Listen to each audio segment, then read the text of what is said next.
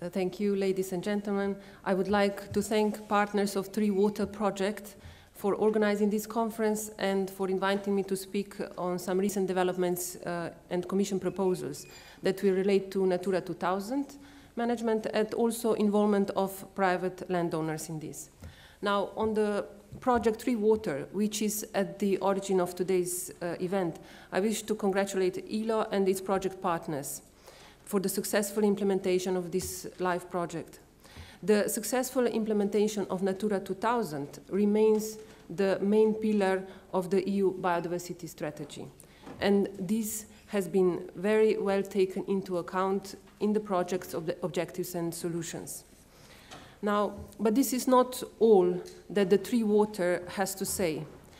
The project is in a way a pilot one. On one hand, in terms of putting the involvement of private landowners at the heart of the project, and on the other hand, in terms of integrating their economic interests as private landowners with public interest for the conservation of biodiversity. So, given the large share of private land in the Natura 2000 network, private landowners are important players in the management of Natura 2000. Many of them are making the major, often voluntary, contribution to nature conservation in Europe. Many Natura 2000 sites would not have the necessary quality if they would not have been sustainably managed by generations of dedicated and responsible land managers and landowners. But let me go back to the commitments related to biodiversity and Natura 2000 made earlier this year from our side. The Commission adopted the EU biodiversity strategy until 2020 on 3rd May 2011. The Council adopted its conclusions on the strategy on 21st of June. Now, the strategy sets out a program of action to achieve the target of halting and reversing the loss of biodiversity and ecosystem services by 2020. Now, central to achieving this target will be the effective conservation and sustainable use of the areas of biodiversity value.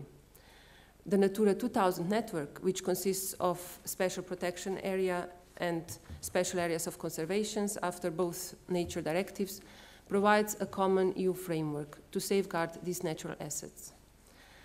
The establishment phase of Natura 2000 is now moving toward completion, and the critical focus in the upcoming period will be on making the network fully operational. The designation of the sites under the Habitats Directive is a formal start of putting in place all the necessary conservation measures. This will require a significant step up also in investment and support for active management of the sites. The financing needs for Natura 2000 relate to a broad range of measures necessary for the effective management of the sites. And this includes, on one hand, on-off investments, such as land acquisition, restoration of damaged habitats, and infrastructure investments. And on the second hand, recurring expenditures, which primarily relate to habitat management, such as regular mowing of vegetation, maintenance of other land features, monitoring, all critical to make the network fully operational. Our assessment is that approximately 1/3 of the total investment needed for managing the network relate to such one-off investments, and the remainder 2/3 are related to recurring management of the sites. The balance between these both expenditure types varies from one region to another and between the sites, of course, depending on their conservation requirements. The farmers, foresters, fishermen, and many other owners, users, and managers of the Natura 2000 areas provide an essential public good with a high socio-economic value for its users. And it will be important to create an adequate incentive or adequate incentives for ensuring continued delivery of these public goods. And what is the framework for these incentives from our side?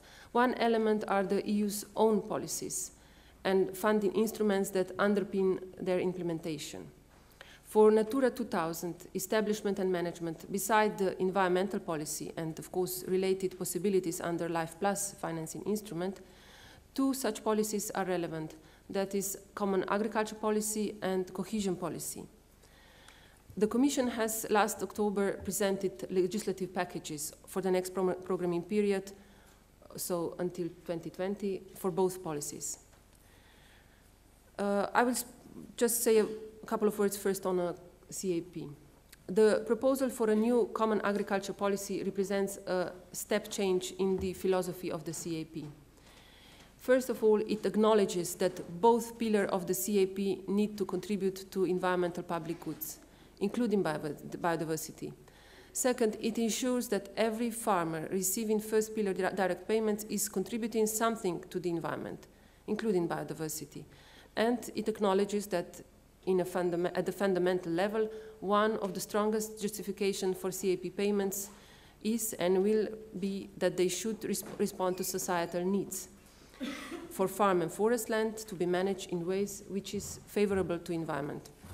Now, in terms of concrete commitments for Natura 2000 financing, the 30% greening provision in the first pillar will contribute also to the achievement of conservation objectives of Natura 2000, we believe. Secondly, under the second pillar, the rural development programs will in future have to address the specific needs of Natura 2000 areas, and these programs will have to demonstrate that the pertinent approach is integrated in every such program. So this is a bit more requirement that exists today. So it's a stronger requirement for member states and for regions to do that.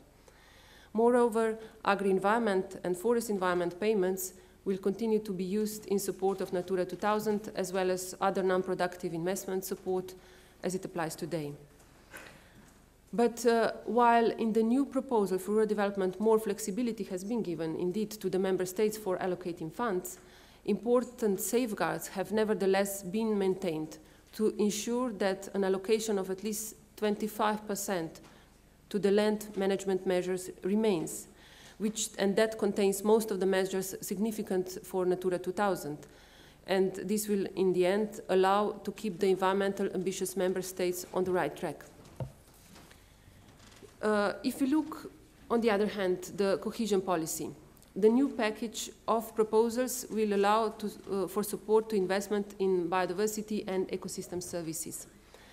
The Cohesion Fund, European Regional Development Fund, and the regulations on territorial cooperation contain priorities which focus in one or another way on protection and restoration of biodiversity, investments in green infrastructure, and Natura 2000 network.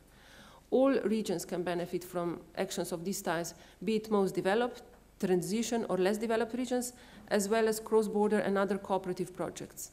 Of course, that all depends on how the programs in the end will be drafted, and here I will come later, is also your role. These two packages will now be discussed in the Council and the European Parliament with a view to adoption by the end of 2012. But of course, after these new rules are agreed, it will be up to the member states and regions to draft such programs. And it will be also important that all partners involved cooperate as early as possible in preparatory work of such operational programs. The success of these proposals, and particularly of the CAP proposal, will rely very much on the future implementing regulation. Therefore, I could not but encourage private landowners, organizations, and land managers to get actively involved in this debate. Then the incentives don't lie only in the EU's own financing instruments, such as LIFE or European Rural Development Fund or European Regional Fund. We should avail ourselves also of the various resources for supporting Natura 2000 beyond pure public financing. We should be looking more also at development and use of innovative financing mechanisms, including market-based instruments. And in this area, the Commission will, together with the European Investment Bank and possible other intermediaries, explore the use of innovative financing instruments to support biodiversity needs in Natura 2000 network. And although not all such instruments might be suitable for financing Natura 2000, we see some scope for diversifying financing resources for Natura 2000 sites and for increased investment from the private sector. But this is still, the work is still at the beginning, but we are hoping to get best results of it. Furthermore, member states may introduce instruments such as microfinancing for pro-biodiversity businesses, trust funds, and endowments and private equity. There is also further scope for capturing some of the benefits visitors gain from Natura 2000 sites, such as entry fees, tourist levies. Other schemes may be applicable for specific connected activities offering financial yields.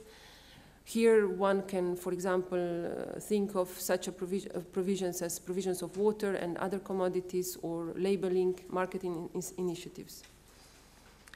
Nevertheless, the new innovative funding instruments are likely to account for only a small proportion of the overall financing of the Natura 2000 network in the near future. And core public funding will continue to be needed also because of the public benefits, of course, that the network delivers.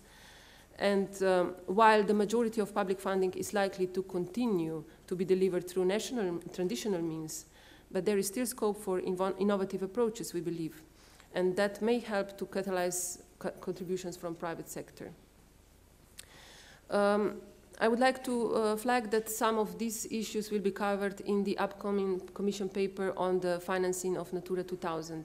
This is planned to be published until the end of this year still, and I invite you to look into this document for further details. To conclude, a more integrated approach among different measures and funds will be needed for Natura 2000 financing.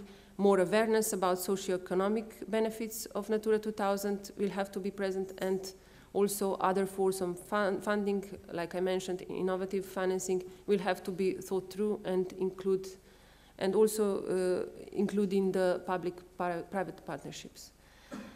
The ongoing process in developing management plans of Natura 2000 can be an excellent tool to bring the different land use interests together and develop win-win solutions for both socio-economic development and the need to preserve the valuable natural heritage. And the Life Plus 3 water project could therefore not be more timely example of such a best practice. Thank you.